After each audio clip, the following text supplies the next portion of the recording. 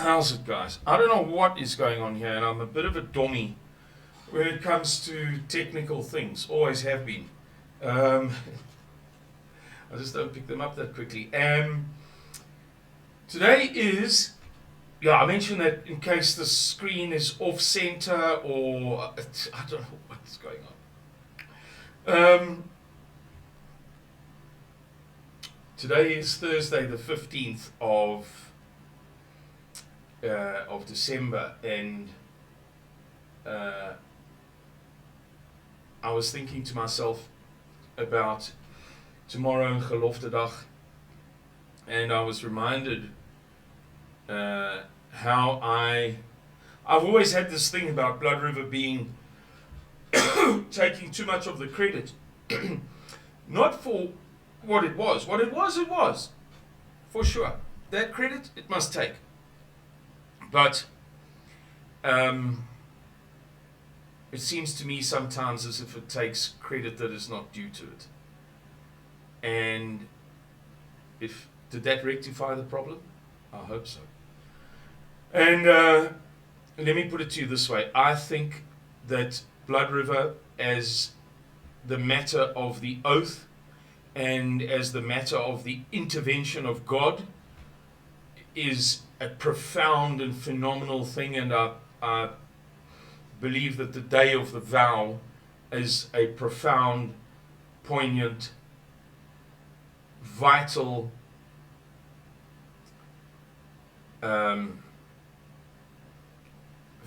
value, if that's the right word, in Afrikaner culture, and by extension white South African culture, because we all reap the benefits of it, including people like myself whose ancestry is Irish.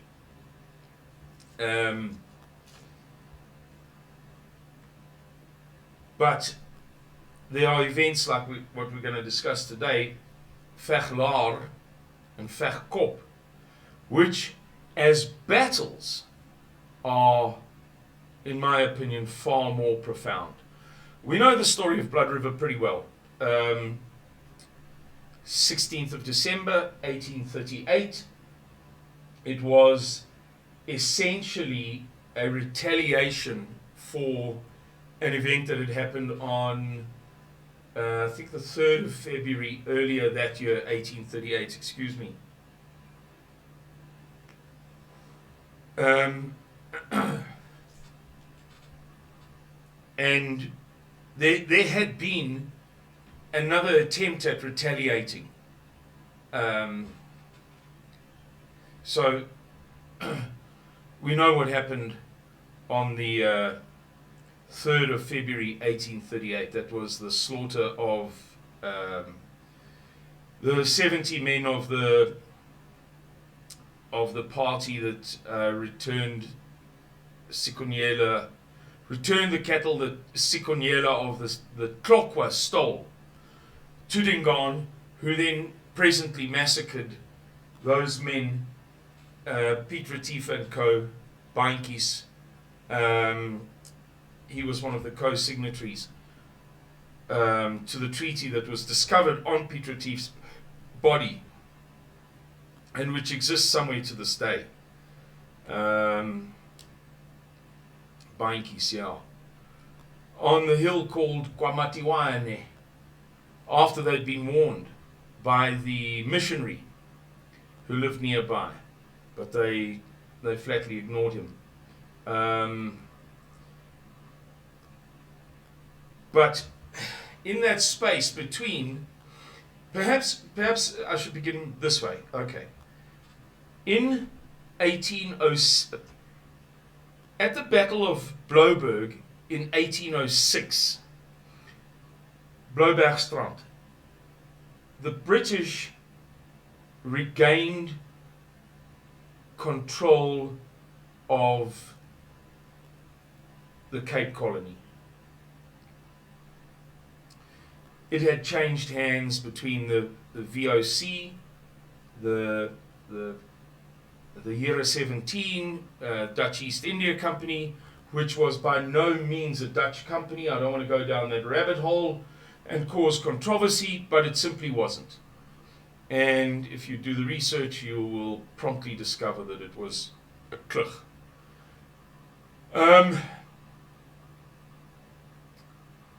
And the Batavian Republic and the British, and then it was lost and then it was regained. So in 1806, at the Battle of Bloukrans, the British win, the colony becomes theirs, and in 1807 they ban the slave trade throughout the British Empire.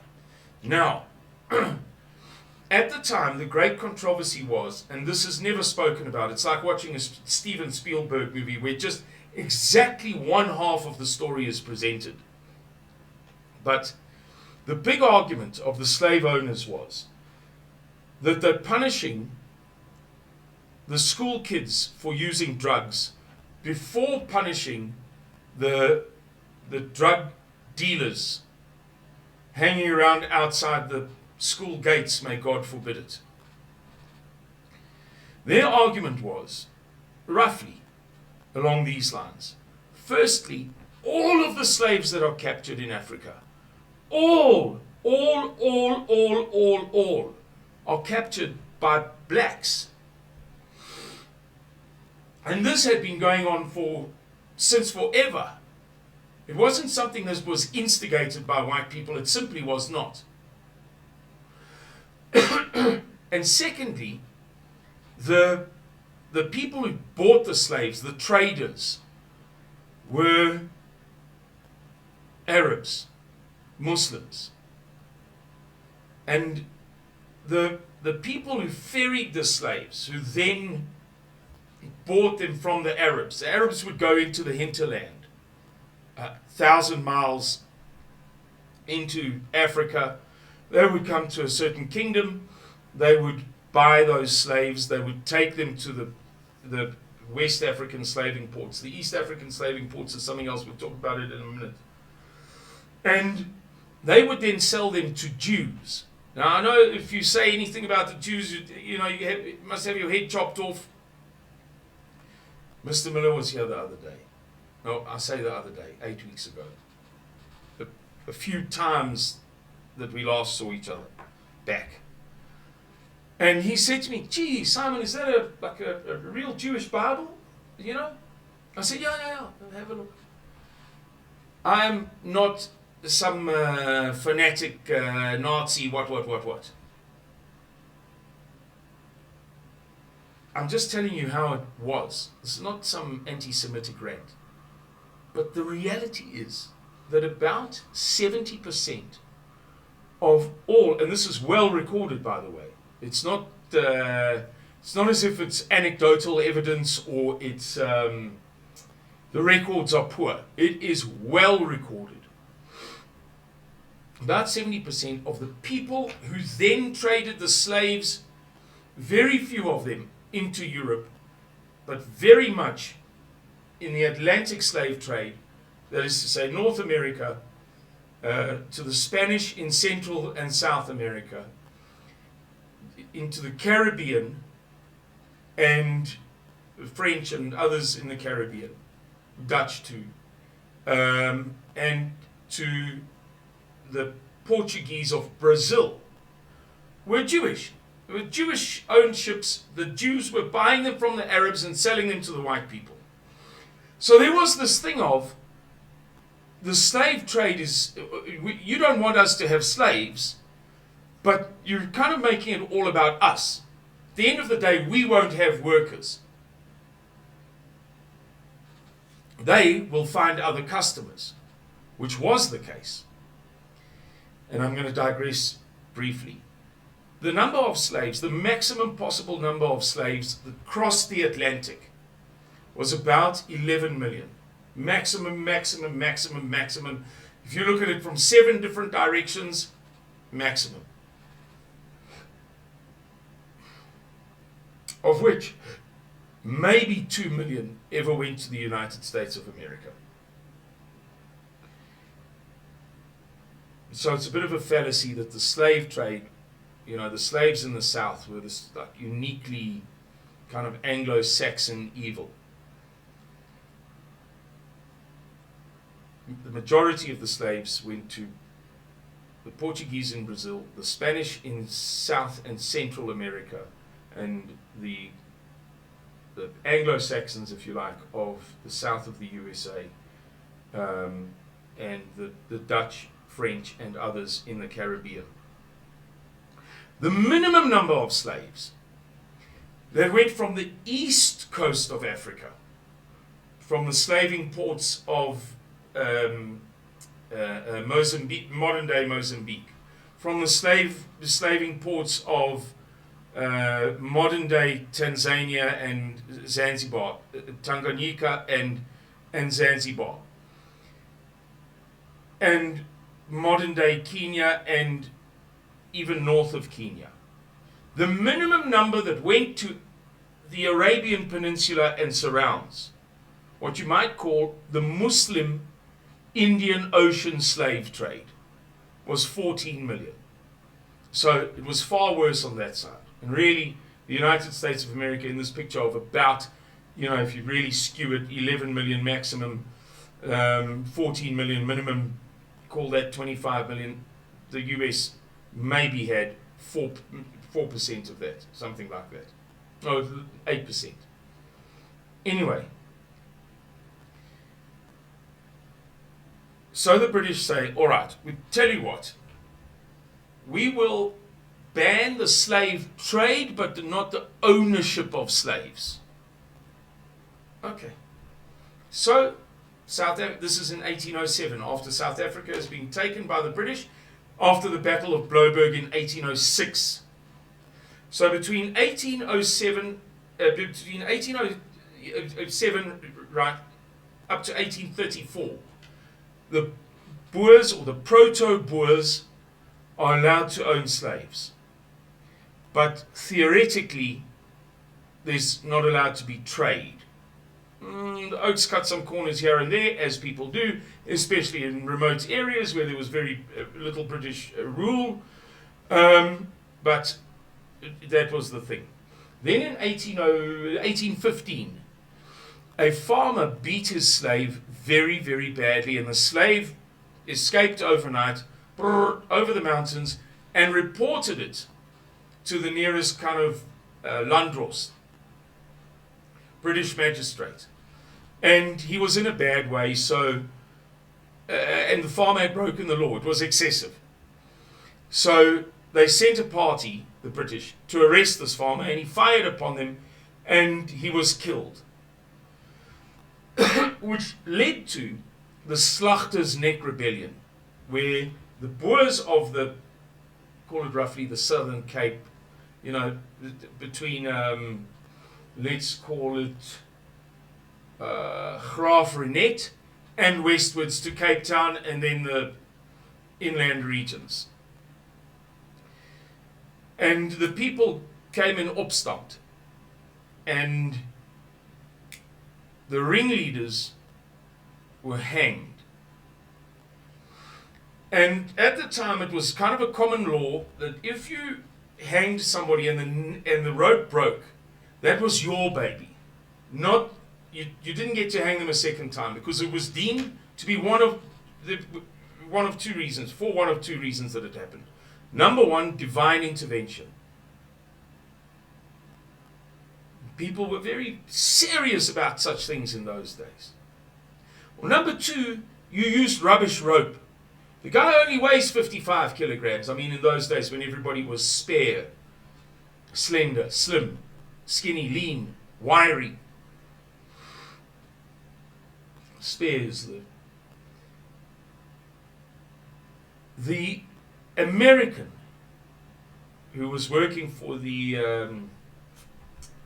British at the time. Americans in charge. American dude. He says, hang them again. They hang them again. The ropes break a second time. For this religious, God-fearing people, it was too much for words. This was surely the will of the holy God Almighty. It could not be any other. These infernal British had two opportunities to hang these men by the neck until dead, and they couldn't get it right. It had to have been God, or gross, hopeless, African National Congress style incompetence, for which the British should take responsibility, not the burgers. Wrachtig, he forced them to be hanged again, and they died. It was deemed a great sin in the eyes of the people. Lo and behold, so there was an enmity that just couldn't go away between the burghers and the British overlords. An enmity that would last forever. There's actually a monument to those five guys. It's on the N. Oh, is it the N9 or the N10? As you go past Somerset East, just in that region, on the way down. If you're going towards the coast, it's on a downhill stretch on your left-hand side, very close to the road. You can't miss it. If you keep your eyes open, you'll see it. It's the only little obelisk. I know obelisks are offensive to some people. I didn't put it up. Obelisk, little monument on the left-hand side.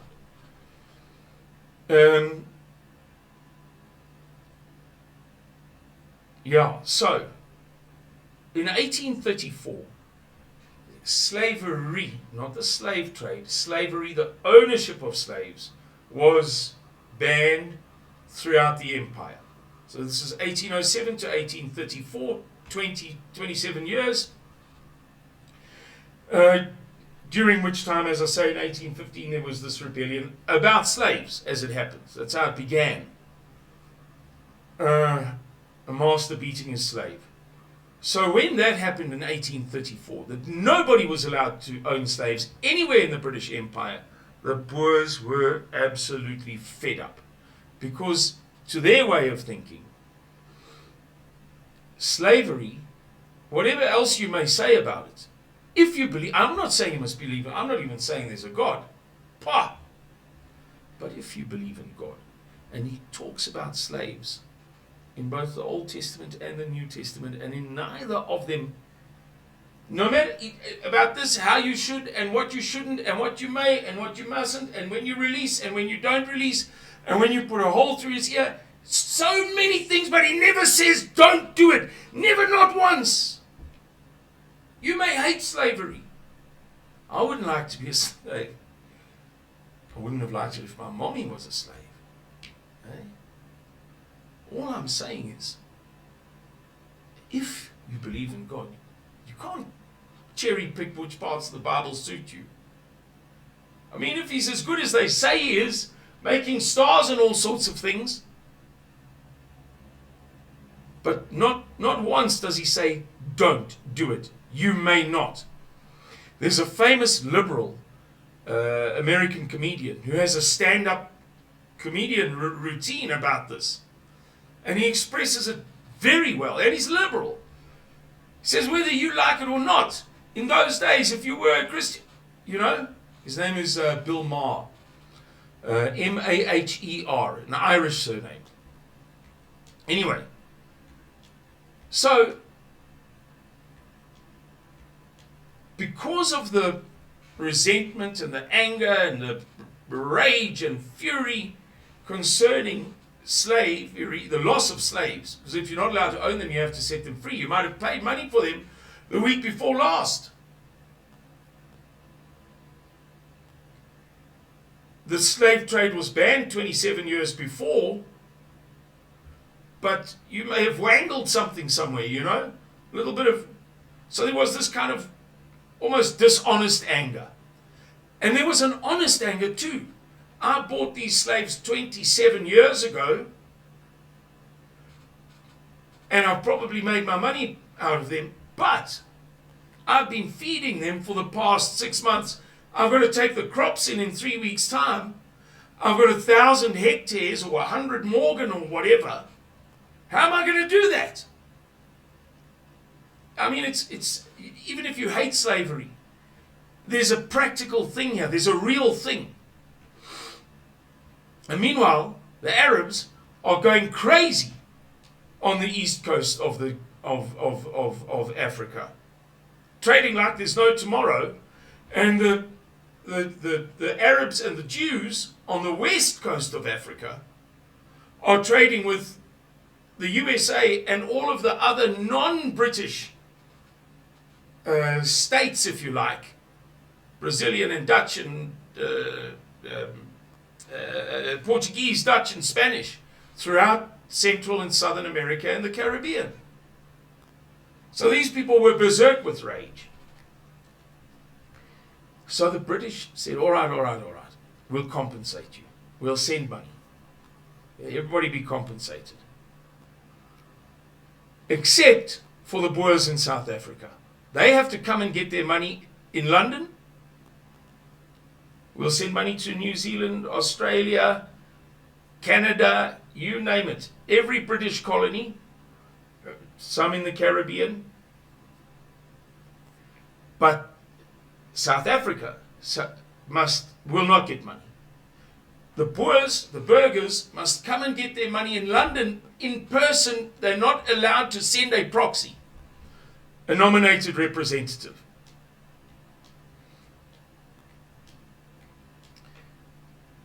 So this was too much for the Boers. It was such a slap in the face. Who could leave their farm for a 3-month trip there, 3-month trip back, 6 months? Your wife and kids are on the frontier. And there was a limited time in which you could claim. So nobody claimed.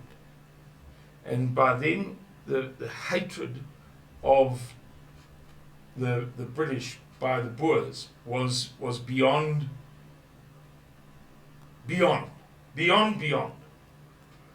And it was then, after these events that I've described to you, that they decided to leave. Now, let's cut to the chase because this is a long video. When they left, they sent a party called the Commissie Trek to go and scout out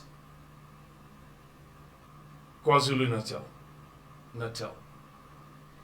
There were already British there, and there were a handful of burghers. But it wasn't, the Boers hadn't kind of taken it over, whatever. The Commissie Track comes back and says, hey, it's lekker. Foothills of the Drakensberg, the Natal Midlands, the Natal coast. The grass is this long, that thick, and, that green in midwinter. Doesn't look very green in the camera, but it is very green here. In midwinter, that's how the grass is. It's too good for words. So they said, right, we go to Natal. Then the events of the murder of Piet Retief and his men occurs at KwaMatiwane, just behind the King's Kraal, on a hill called the Hill of Execution. And then they send the Straf Commando. The Battle of Italeni, and it's a bit of a disaster. Things don't go well. But there were at that time 2 encampments. So this is long after, I'm going to give you the date in a minute, long after the events of 3rd of February.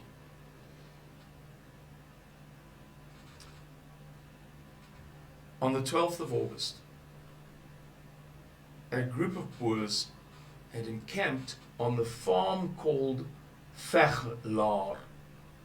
The farm was already called Veglaar, just outside Escort.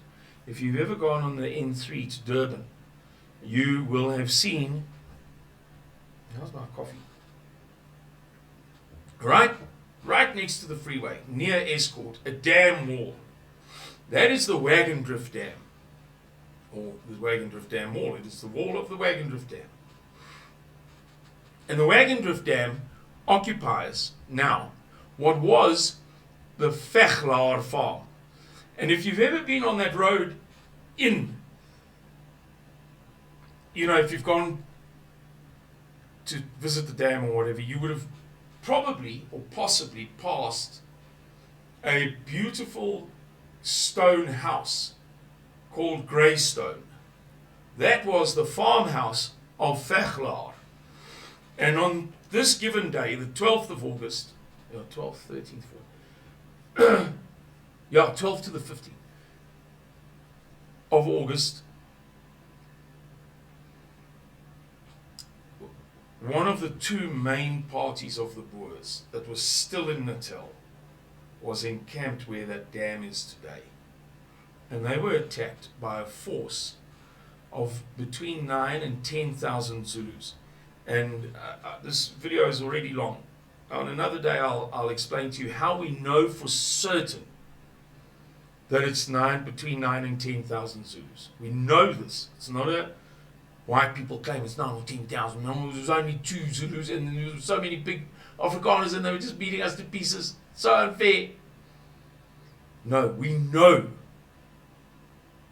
that it was 9 to 10,000 Zulus because of the number of regiments and because of the sizes of the regiments. We know for a scholarly fact. The number of people in that lager was 100. Men, women, and children. Some people say it was a little bit more, some people this, some people that. You call it 150. Help yourself against 9,000. Hey, you know what? Call it 200. The accepted number is 100, but I want you to be happy. Call it 200. About the number of Zulus, I will not debate. We know how many Zulus there were because of the formation of their army, which is well recorded. Not by the Boers, by British legates. For 3 nights and for 3 days they were attacked. 3 days and 3 nights. From the 12th, 13th to the 15th. 12th, 13th of August, the night to the 15th. It was unbelievable. The number of Zulu dead, the accepted number, after the battle, obviously the British guys from Her Majesty's Royal Artillery and from the people that are in Durban. I mean, there were people all over. It wasn't at that time. The Zulu kingdom hadn't been conquered by the Boers or the British. The Battle of Blood River hadn't yet happened. The events of 1879, the 22nd of January, 1879, the Day of the Dead Moon, what's it called? Ah, man, I can't think of the name. Where the Zulus routed the British, and the British then retaliated. None of that had happened. But there were British missionaries all over the show, as there was a missionary family present in the Zulu King's Kraal, or adjacent to it, when Retief and his guys were killed. So there were dudes, there were traders, there were missionaries, there were adventurers, there were big game hunters, there were sailors who, landed on shore and they'd taken a local woman and then they'd moved to her kraal, whatever. There were white people all over the show, right throughout Africa, South Africa and Africa. Not millions, not hundreds of thousands, perhaps not even 10,000 in KwaZulu-Natal, but there were people. It's well known. And these guys came to take a look. And the generally accepted number amongst every source, is 2,000. Just imagine, this is why I say to you, as battles go, is this not, one guy died on the Boer side. One guy. 3 days, wave after wave after wave. The Zulu commanders would send these guys in, let's say 1,000 at a time, for an hour. Withdraw them and let them rest. Send another 1,000. 8 hours later, you have a second go. You've had a good rest. You go in again. 9 or 10,000 against 100 people. Now, of course, they had the advantage of voorliers. But, and this, by the way, is a well-known thing. A top British infantry soldier in the Napoleonic Wars, in the early 1800s, could fire his voorlier 3 times a minute. Most could only fire once a minute, not twice, once. The most exceptional British soldier could get off 3 shots in a minute. The likelihood that the Boers could do that is very, very slender. No matter how good they were as marksmen and hunters and this and that, all of those nice things that Sir Arthur Conan Doyle actually didn't mean them as nice things. He meant them, maybe we'll talk about it one day. But everybody talks about Sir Arthur Conan Doyle said the Boers were this and that. And if you read it in context, it wasn't a compliment. Not even slightly. Go and read it.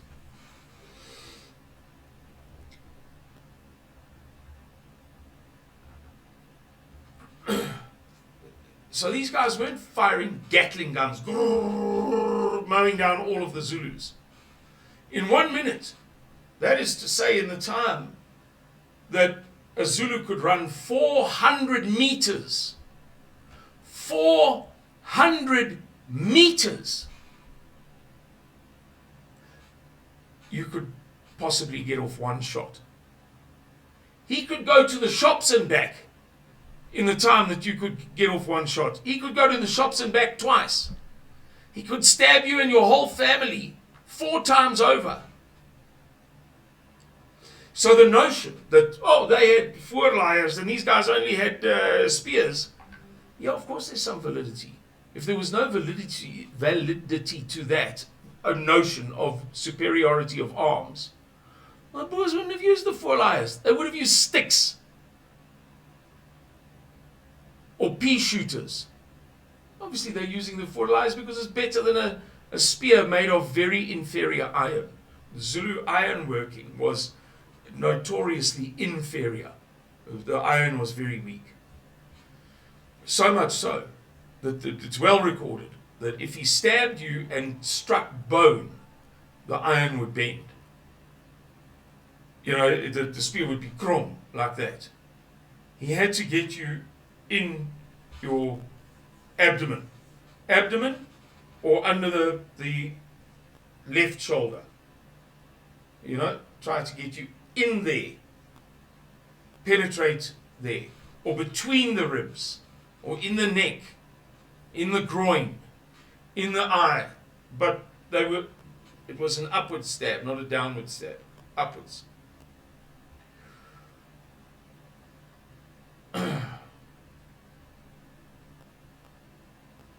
Nevertheless, can you imagine? Can you imagine? For 3 nights and 3 days, continuous waves, unrelenting. You don't get half an hour's sleep. Not even half an hour. They rest the Zulus for hours and then send them. It's impossible. It's not humanly possible for that to have, for them to have had that victory without the holy God on their side. And I just wanted to share that with you today, before Gelofte Dag tomorrow, because I find it such a, in practical terms, you know, in real life terms, staying awake for 72 hours and then standing guard because you're too afraid even when that army withdraws to sleep. Maybe you stayed awake for 80 hours. You had possibly been awake for 12 or 15 hours when the attack started. So you're awake for perhaps 95 hours with not 1 minute sleep.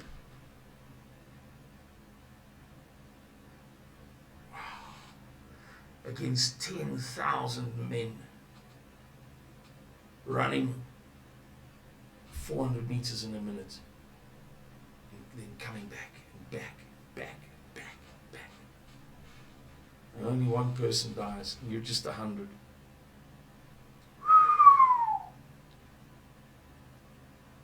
Wow. Anyway, I hope you appreciate that story, and may my God, the Holy God of all creation, bless your gelofte dag. May you have a blessed gelofte dag. Goodbye, and God bless you. Cheerio.